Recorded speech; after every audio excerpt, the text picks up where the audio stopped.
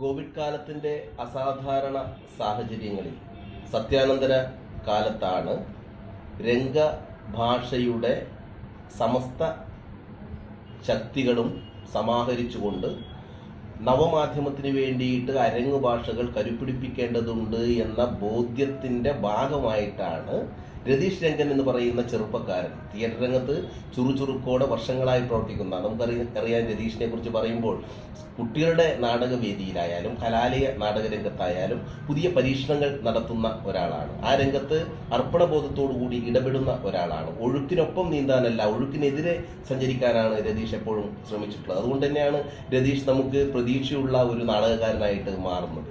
രതീഷിൻ്റെ ഈ ശ്രമം അത് വൃത്താകൃതിയിലുള്ള ദൃശ്യത്തിലൂടെയാണ് മുന്നോട്ട് പോകുന്നത് എന്നുള്ളത് നമുക്ക് കാണാം. ടോപ്പ് ആംഗിൾ ഷോട്ടിന്റെ സാധ്യത ഉപയോഗിച്ചുകൊണ്ട് 6 അടി മണ്ണ് മാത്രം ഒരാൾക്ക് ജീവിതത്തിൽ ഒടുക്കം സമ്പാദിക്കാനുള്ളത് തൻ്റെ ശരീരത്തെ അടക്കം ചെയ്യാനുള്ള 6 അടി മണ്ണാണ് ദുരയും മറ്റ് സ്വാർത്ഥതയും മറ്റു വലിയ മോഹങ്ങളും പ്രതീക്ഷകളും സ്വപ്നങ്ങളുമൊക്കെ അസ്ഥാനത്താണ് എന്ന് മനസ്സിലാക്കുന്ന രീതിയിലുള്ള ഒരാൾക്ക് എത്ര മണ്ണ് വേണം എന്ന ലോകപ്രശസ്തമായ കൃതിയുടെ ചിന്തകളെയാണ് രംഗഭാഷയുടെ പുതിയ രൂപങ്ങളിലേക്ക് രതീഷ് ഇവിടെ കരുപ്പിടിപ്പിച്ചെടുത്തിരിക്കുന്നത്. മനോഹരമായിട്ട് രതീഷ് അത് ചെയ്തിട്ടുണ്ട് എന്ന് വേണം പറയാൻ. കാരണം പുതിയ കാലം, നമ്മൾ തളം കെട്ടി നിൽക്കുന്ന ഒരു നാടക സമ്പ്രദായത്തിന്റെ പിന്നാലെ പോകേണ്ടുന്ന കാലമല്ല ഇത്. ഓരോ കാലവും ഇപ്പം 2ാം ലോക മഹായുദ്ധത്തിന് ശേഷം നമ്മുടെ ആർട്ടിൽ ഒരുപാട് മാറ്റങ്ങൾ വന്നിട്ടുണ്ട്. ഇസങ്ങളുടെയൊക്കെ വരവുകൾ, പുതിയ പുതിയ ശൈലികൾ, പുതിയ ചിന്തകൾ, അത് ആവിഷ്കരിക്കുന്നതിൻ്റെ നവീന ഭാവുകത്വങ്ങൾ, ഇതൊക്കെ നമ്മുടെ എല്ലാ കലാരൂപങ്ങളിലും വന്നതുപോലെ തിയേറ്റർ രംഗത്തും മാറ്റങ്ങൾ പലതും ഓരോ പ്രതിസന്ധി കാലഘട്ടങ്ങൾക്കപ്പുറം വന്നിട്ടുണ്ട്. ഈ പ്രതിസന്ധിക്കപ്പുറം നമ്മുടെ കല എന്താകണം? ആ പ്രതിസന്ധി സാഹചര്യത്തിൽ നമ്മളിപ്പോൾ ഒരു വേദിയിൽ പ്രേക്ഷകർ മുന്നിലിരുന്ന് കാണുന്ന ജൈവപരമായിട്ടുള്ള അതിൻ്റെ ഒരു ആർജവും അതിൻ്റെ കരുത്ത്, ഒരു ഗിവ് ആൻഡ് ടേക്ക്, കൊടുക്കൽ വാങ്ങലുകൾ, നഗ്നമായ നേത്രങ്ങൾ കൊണ്ട് പ്രേക്ഷകൻ അരങ്ങിലെ ജീവിക്കുന്ന കഥാപാത്രങ്ങളെ കാണുകയും ഈ അരങ്ങിൽ അഭിനയിക്കുന്ന ആൾക്കാർ പ്രേക്ഷകന്റെ ഊഷ്മളമായിട്ടുള്ള റിയാക്ഷൻസ് കാണുന്നതിനനുസരിച്ച് അവരുടെ മനോധർമ്മത്തിനനുസരിച്ച് അരങ്ങിൽ പറക്കുന്ന രീതിയിൽ അവരുടെ ഭാവന വികസിതമാവുകയും ഒക്കെ ചെയ്യുന്ന ഒരു സജീവത നേരിട്ടുള്ള അരങ്ങുകൾക്കുണ്ട്. പക്ഷേ പുതിയ കാലം, സാമൂഹ്യ അകലത്തിന്റെ കാലം, ആരോഗ്യ സുരക്ഷയ്ക്ക് വേണ്ടി നമ്മളൊക്കെ അകലങ്ങളിലേക്ക് കഴിയേണ്ടി വരുന്ന ഒരു കാലം. ആ കാലഘട്ടത്തിൽ കലാകാരന് സമൂഹത്തോട് പറയാനുള്ളത്, അരങ്ങിലൂടെ പറയാനുള്ളത്, അതിന് പുതിയ മാധ്യമങ്ങളെ, ടെക്നോളജിയെ ഉപയോഗിക്കേണ്ടി വരും.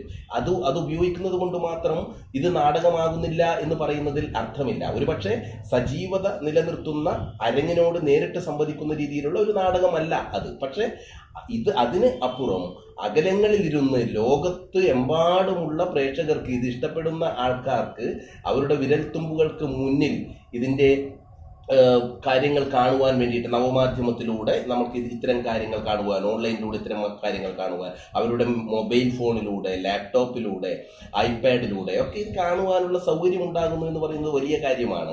ആശയം സംവദിക്കുക, നമ്മുടെ ആശയങ്ങളെ പ്രകാശിപ്പിക്കുക, അങ്ങനെ പ്രകാശിപ്പിക്കുന്നതിലൂടെ തിയേറ്ററിനെ പിടിച്ചു നിർത്തുക, പ്രതിസന്ധി കാലഘട്ടങ്ങളിൽ തിയേറ്ററിനെ പിടിച്ചു നിർത്തുകയും അത് കഴിഞ്ഞതിന് ശേഷം നമുക്ക് സജീവമായ അരങ്ങുകളിലേക്ക് പോകുവാൻ കഴിയും. അങ്ങനെ പോകുന്ന അരങ്ങുകൾ പുതിയ കാലത്തെയും പുതിയ രംഗഭാഷകളെയും ഒക്കെ ഓർമ്മപ്പെടുത്തുന്ന അരങ്ങുകളായി മാറുക തന്നെ ചെയ്യും എന്നുള്ളതാണ് അതിൻ്റെ ഒരു സവിശേഷത എന്ന് നമ്മൾ ഇപ്പോൾ തന്നെ മുൻകൂട്ടി കാണേണ്ടതുണ്ട്.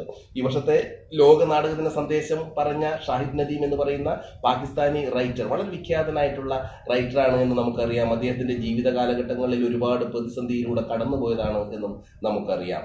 ഒരു അഭയാർത്ഥി കുടുംബത്തിൽ കാശ്മീരിൽ നിന്നും പാകിസ്ഥാനിലേക്ക് പലായനം ചെയ്ത കുടുംബം, ഒരുപാട് ബുദ്ധിമുട്ടുകൾ ജീവിതത്തിൽ അനുഭവിച്ച ഷാഹിദ് നദീം അദ്ദേഹത്തിൻ്റെ ജീവിതത്തിൻ്റെ പ്രതിസന്ധികളും സങ്കീർണതകളും ഒക്കെ അരങ്ങ് ഭാഷകളുടെ എഴുത്തു പ്രകാശങ്ങളിലൂടെ സമൂഹത്തിന് വേണ്ടിയിട്ട് സമർപ്പിച്ച വ്യക്തിത്വമാണ് അദ്ദേഹം. ഈ വർഷം ലോക നാടകദിന സന്ദേശത്തിൽ എടുത്തു പറഞ്ഞത് കഠിനകാലങ്ങൾ നാടകത്തിന്റെ നല്ല കാലങ്ങളാണ് എന്നാണ്. കഠിനകാലങ്ങൾ, ഇതുപോലൊരു കഠിനകാലമാണ് അദ്ദേഹം സൂചിപ്പിക്കുന്നത് എന്ന് നമുക്ക് മനസ്സിലാക്കാൻ കഴിയും.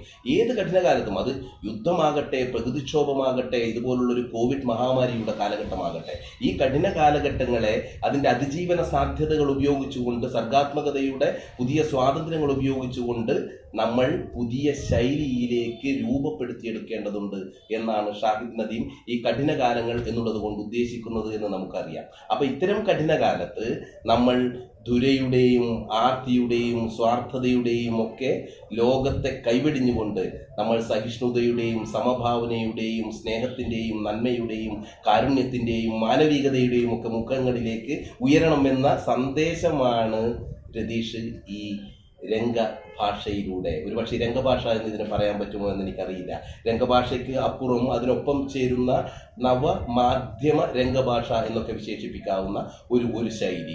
ടൈം ആൻഡ് സ്പേസ് എന്ന് പറയുന്നത് അരങ്ങിനെ സംബന്ധിച്ചിടത്തോളം വളരെ പ്രധാനപ്പെട്ട കാര്യമാണ്. സ്ഥലകാലങ്ങൾ, ഈ സ്ഥലകാലങ്ങളെ മുകളിൽ നിന്നുള്ള ദൃശ്യം, ഒരിക്കലും നേരിട്ട് പ്രേക്ഷകൻ കാണുന്ന അരങ്ങ് നേരിട്ടുള്ള കാഴ്ചയാണ്. ഇവിടെ രതീഷ് അതിനെ അർത്ഥപൂർണമായിട്ട് ഉപയോഗിച്ചിരിക്കുന്നത് മുകളിൽ നിന്നുള്ള ഒരു ടോപ്പ് ആംഗിൾ ഷോട്ട്, ഒരു വൃത്തം, ആ വൃത്തത്തിനുള്ളിലേക്ക് കറങ്ങിത്തിരിയുന്ന ഒരു മനുഷ്യൻ, 6 അടി ഭൂമി അന്വേഷിച്ച് അലയുന്ന മനുഷ്യൻ, ഇതിൻ്റെയൊക്കെ ഒരു ദാർശനികമായ ഉൾപ്പൊരുൾ കൂടി ഈ രംഗഭാഷയിലൂടെ, ഈ ദൃശ്യബിംബത്തിലൂടെ സംവദിക്കുന്നുണ്ട് എന്നാണ് എനിക്ക് തോന്നിയത്. ഇത് ഒരു സ്റ്റേജാണ്, അതായത് ഒരു കാലമാണ്. ഈ കാലം എന്ന് പറയുന്നത് നമ്മുടെ ചിന്തകളെ പുതുക്കി പണിതുകൊണ്ടേയിരിക്കുന്ന ഒരു കാലഘട്ടത്തിൽ, ഒരു പ്രതിസന്ധി കാലഘട്ടത്തിൽ, അസാധാരണ സാഹചര്യങ്ങളിൽ നമ്മൾ പ്രതിരോധ ആയുധമായി കലയെ മാറ്റുവാൻ, നവമാധ്യമത്തെ മാറ്റുവാൻ, അരങ്ങിന്റെ വ്യാകരണങ്ങളെ അതുമായി സന്നിവേശിപ്പിക്കുവാനൊക്കെ നടത്തുന്ന നിരന്തരമായ അന്വേഷണത്തിന്റെ തുടർച്ചയാണ് ഇത്തരം രംഗാവതരണങ്ങൾ. ഈ രംഗാവതരണങ്ങളിലൂടെ വേണം സഞ്ചരിച്ച് നമുക്ക് പുതുക്കിപ്പണിയുന്ന മറ്റൊരു ദൃശ്യഭാഷയുടെ ലോകത്തിലേക്ക് എത്തുവാൻ. വരാനിരിക്കുന്ന കാലം അതാണ്. ഒന്നിനെയും തള്ളിപ്പറഞ്ഞിട്ട് കാര്യമില്ല. ഇതാണ് ശരി എന്ന പഴഞ്ചൻ രീതികൾ മാത്രം മുറുകെ പിടിക്കുകയല്ല വേണ്ടത്. പുതിയ സാങ്കേതിക സാധ്യതകൾ, അരങ്ങിന്റെ സജീവതകൾ, അരങ്ങിന്റെ ആത്മാംശങ്ങൾ, ആത്മാവിനെയൊക്കെ ചോർന്നു പോകാതെ പുതിയ സാങ്കേതിക സാധ്യതകളെ കൂടി ഉപയോഗപ്പെടുത്തിക്കൊണ്ട് മുന്നോട്ട് പോകേണ്ടുന്ന ഒരു പ്രതിസന്ധി കാലഘട്ടമാണിത്.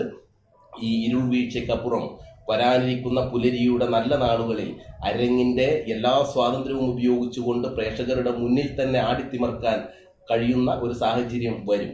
അത്തരം സാഹചര്യത്തിൽ പുതുക്കപ്പെടുന്ന അരങ്ങിന്റെ നവഭാവുകത്വത്തെ ഉയർത്തിപ്പിടിക്കുവാൻ ഇത്തരം ശ്രമങ്ങൾ സഹായകമാകും. ഈ വഴികളിലൂടെ സഞ്ചരിച്ചിട്ട് വേണം പുതിയ വഴികളെയും സർഗാത്മകപരതയുടെ പുതിയ ഭാവുകത്വത്തെയും നമുക്ക് കരുപ്പിടിപ്പിച്ചെടുക്കുവാൻ, രൂപകൽപ്പന ചെയ്തെടുക്കുവാൻ.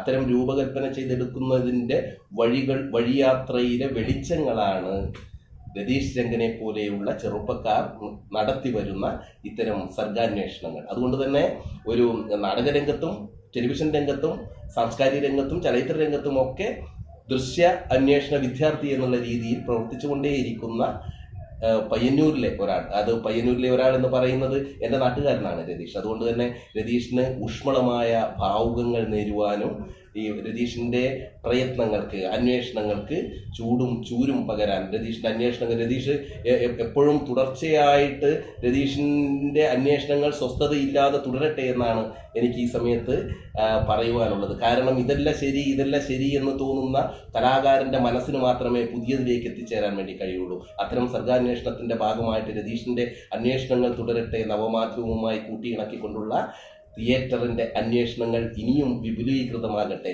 രതീഷിനെ തേടി ഇതിനു മുമ്പേ തന്നെ ദേശീയ തലത്തിലൊക്കെയുള്ള അംഗീകാരങ്ങൾ എത്തിയിട്ടുണ്ട്. അത്തരം അംഗീകാരങ്ങൾ രതീഷിൻ്റെ ഈ സർഗ സബരിക്ക്, ഈ അർപ്പണബോധത്തിന് വന്നു ചേരും എന്നുള്ള പ്രതീക്ഷ കൂടിയുണ്ട്.